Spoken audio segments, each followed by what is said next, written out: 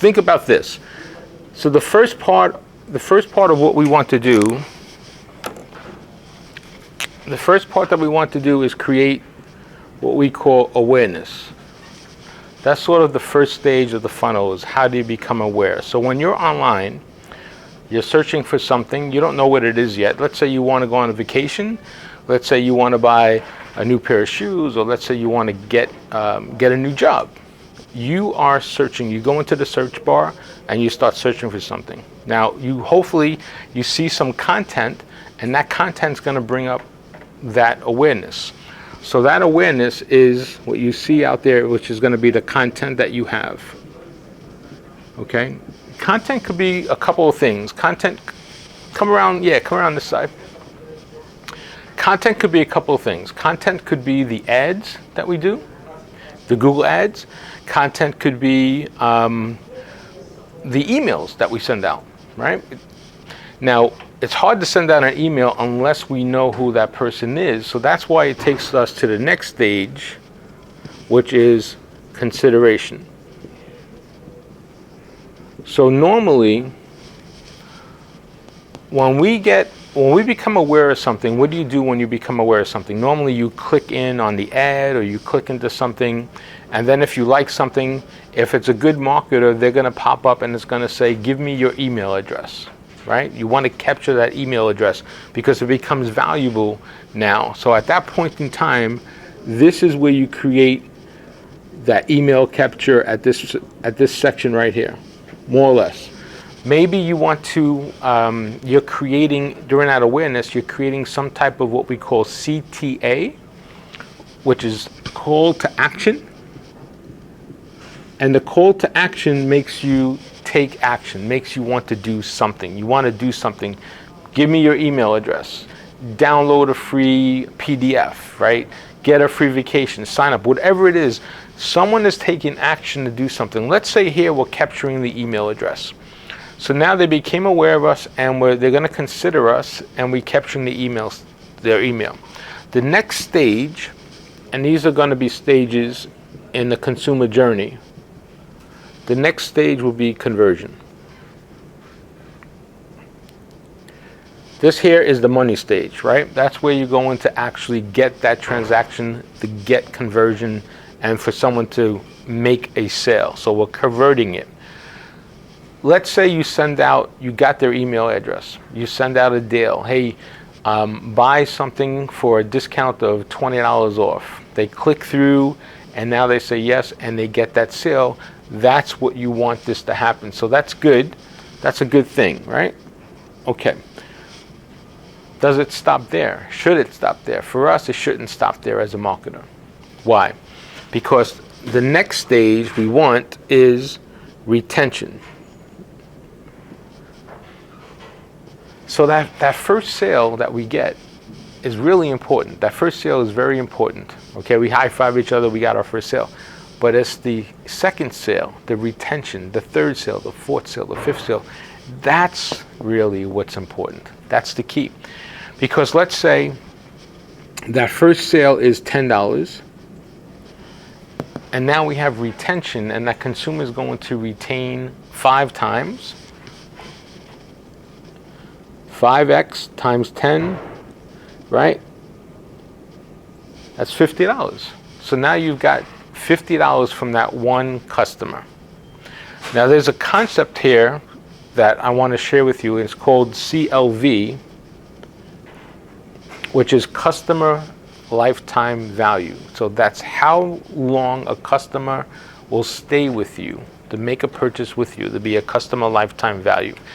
So let's say you sell hats, and each one of your hats are $10. And this customer comes and buys 5 hats from you in year 1. So now you generated $50 in year 1. Now, the next year, don't you want that customer to come back and buy hats again from you? Right? You do. So in year 2, maybe they buy 5 hats again. In year 3, maybe they buy another 5 hats. So now you have a customer lifetime value building up, which is really important. So now let's say they're with you for 3 years. and we know they spend $50 a year. So now that customer is worth $150 to you because they spent $50 a year for 3 years. That's customer lifetime value. So think of it this way. We all shop on Amazon, right? Amazon collects from most of their subscribers about let's say $10 a month. $10 a month from their subscribers. You give that to them every month, every year. So that's $120. If you're with them for 10 years, they get $1,200 for you for that 10-year period of time. It doesn't sound like a lot because there's one customer. Now, if you multiply that by 100 million customers, by 200 million customers, now you've got that's why they're the number one business in the world, right? They got a big business. So that's really important to think about it. So your goal is to let your future consumer become aware of who you are, get them to consider you. Normally you get that email and you send them some email information and you convert them for that first sale. And then once you convert them to the first sale, you got to keep them to make additional sales. There's one more stage after this that's called brand champion, right? Now, if you're a brand champion, what happens there? Well, if you're a brand champion, what happens is you start to promote the brand and you start telling everybody about the brand. Hey, this is the greatest brand I've ever seen. You have to get this brand. You have to buy this brand. Now they start to market for you and they become part of your marketing efforts, which reduces your costs and also helps with your word of mouth spread. So that's the final stage. You want to get them to be your brand champion. So where does the email marketing strategy come into play? At what stages will email marketing begin? Who could tell me? Awareness? Possibly. If you got their email marketing, right? More than likely it's going to happen at the second stage because of consideration, but if you were able to get their email through some other source, you could make them aware of who you are. Now, there's something to understand here. You cannot buy an email list. People have to opt in. They have to subscribe to your email list. So that's really valuable. We call that a double opt-in regulation. So buying a list or getting a list from somebody is not going to help you because it's going to be you're violating CAN spam regulations, and B, you're not going to get the type of consideration and conversion that you want because they don't know who you are, right? For customers. Yes, for customers. For other things, there's lists. Yeah, you can. There's lists. Listen, you can buy all kinds of lists for all kinds of different things. But if you want to email people, I wouldn't buy a list and then try to email them about your company because it's not. They don't opt in. Now, what you could do is, let's say you buy an email list. You could buy an email list and then say something like, "Hey, this is Professor Ken's digital marketing class. If you're interested, opt into my email, a subscription list, and we'll subscribe to you." Then you're asking them to opt in, and then they could say yes or no, okay? But you shouldn't start marketing to them right away because that violates CAN spam regulations, and that'll be a problem for you. What's that? For investors? Investors are different because you're not sending out a massive email list. You're sending out a personalized email list. So there's two different types of emails there. There's the marketing emails. Well, there's three different types of emails we'll talk about. There's the marketing emails that come from what we call normally the marketing dashboard or an email service provider. We call that an ESP. That's like MailChimp and things like that. There's the transactional emails. The transactional emails are things that happen as part of a transaction. So let's say you buy something, you get a shipping notice from an email, something like that. And then there's the personalized emails you're sending from your personalized campaign. Those are one-to-one. You can send them off. There's no regulations against that. Somebody might ask you, "Hey, how did you get my name?" You know, and you're going to say, "Oh, someone provided it to me," that type of thing, which is normally how you do it. But yes, that's how you do it. And if it's an investment email, if you're sending out an email for investment dollars, you want to be personalized anyway, so you want to try to do that. So, okay, good. So yes, So your email stages will really happen throughout all of this. Now keep in mind, you're sending out different emails at different stages. Like if you want someone to get too aware of you, you want to send out a different email introduction. If you want someone to be your brand champion, you're sending out a different type of email. What are we building here? What are we building here? We're building relationships, right? We're building relationships. So think about any relationship you've ever been in. At the very beginning, you're letting them know how good you are, how good you could be for them, what you offer, the things like that, right? It's a very soft sell. You're introducing yourself, you're introducing your email. At the very beginning, it's very easy. At the end, you're more intimate with details. You're giving them more reasons to really, truly fall in love with you. So that's how you're building up. So at every stage of the marketing, your email is changing. If you want them to be a retention, you might send an email like, hey, you haven't bought anything in 7 days. Buy something now and we'll give you 20% off discount. Something like that could work here. So we're trying to build on those stages. We're trying to build that relationship through our email campaign. That's the idea here, okay? All right. Who knows what segmentation is? Who knows what segmentation is? What do you think segmentation is? For example, when you decide to divide how you're going to implement your marketing. How you want to divide, how you want to implement the marketing? What are you thinking? The group of people you want to send a product. Yeah, the group of people that you want to send a product to. What else? What do you think? Segmentation.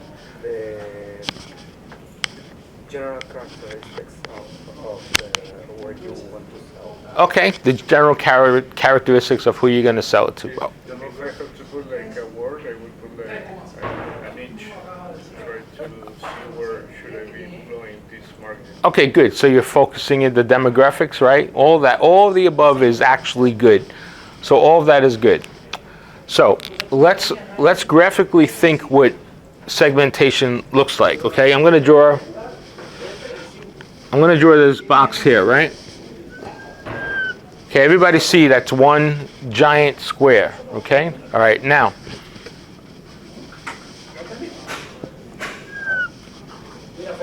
we got 4 squares, right?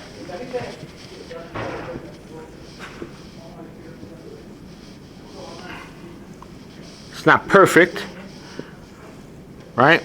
But now, more or less, we've got 16 there, okay? Is that all the amount of squares you see there? How many segments, how many squares do you see in this section? Tell me how many squares are here. Let's count. 16. All right, you say 16. Let's see. Okay. 1, 2, 3, 4, 5, 6, 7, 8, 9, 10, 11, 12, 13, 14, 15, 16. Is that right? No. All right, so let's keep going. How many do you see? What else? Where are the squares? Where are the squares? You see only 4? Or you see 4 more? You only see 4. Okay, I'll put 4 up here, but that's definitely not right. You say 20. Anybody else have a different number? 21? Anybody else have a different number? 28. All right, so let's see. So we all see the first square here, right? The big one. Okay, so that's 1. Then we see these 4 here, right? 1, 2, 3, 4. So that's plus 4, right? Then we see all these 16 individual squares, right? So that's plus 16. Okay. Do we stop there? No, because why? I see 1 right here in the middle, right? 17. Okay, I also see 1 here up on top, don't I? And 1 here at the bottom, don't I? So that's another 2. I also see 1 here over here, 1 here over here. That's another 2, right? Any other squares you see? Where? This one. Yep, okay, got it. So that's another one. So these 3. And then maybe I could do the same thing over there. And then I could do the same thing over here and the same thing over here, right? So that's another 3, because that's a 4 total. Anything else? I think we got a lot, so let's count them up. 16, 20, 21, 22, 24, 26, 30. More or less. Now, here's the point. This is truly what segmentation is. This is truly what segmentation is. Why? Because everybody in this square has a like interest. Everybody in here, let's say we're marketing to marketing students, right? Everybody in this square is a marketing student. But each one of these squares has a unique differentiating factor. Maybe marketing students in Miami, marketing students in Broward, marketing students in Palm Beach. I don't know what those unique factors are. Then you could also group them. Maybe all these marketing students over here in this corner are all 30 years old. Maybe all these are 21 years old. So you have to start off with a bigger group that has all like interest, and then you could break it down into smaller segmented groups. So when you're doing email marketing, as an example, you're doing email marketing. So let's say I want to do all marketing students, okay? All right, so let's get back to this. So how did we start? So we started with one big group, okay? So think of your email list like this. You're going to have all these emails coming in, and their email list sometimes could be 1,000 emails, it could be 100,000 emails. There are email lists in the millions, okay? Well, should I send out an email to 1 million people? Well, you can, right? But if I send out an email to 1 million people, it has to all be the same. Those 1 million people have to have the same interest. We know that they have an interest in your brand because they wouldn't be on your email list if they didn't have an interest in your brand. We know that. So if you just say something like, hey, this is Professor Ken, thanks for being on my email list, that's okay. But let's say you want to say something more specific, like saying, hey, this is Professor Ken, and I have a social media class for you, and you send that out. You could be hitting it generally, and maybe there's some interest there, but not everyone is interested in social media. Maybe some of them are only interested in email marketing. So if I send out a general email to everybody, the results I get won't be as strong as if I just focused that email onto one of my segments. I could also segment into age, I could segment into occupation. If I have that data on that email list, I could break it down and segment it certain ways. That's really how I would do that, okay? So that's the idea of how to break this out. This is what segmentation is. Segmentation is how you make it though. It's how you break it up.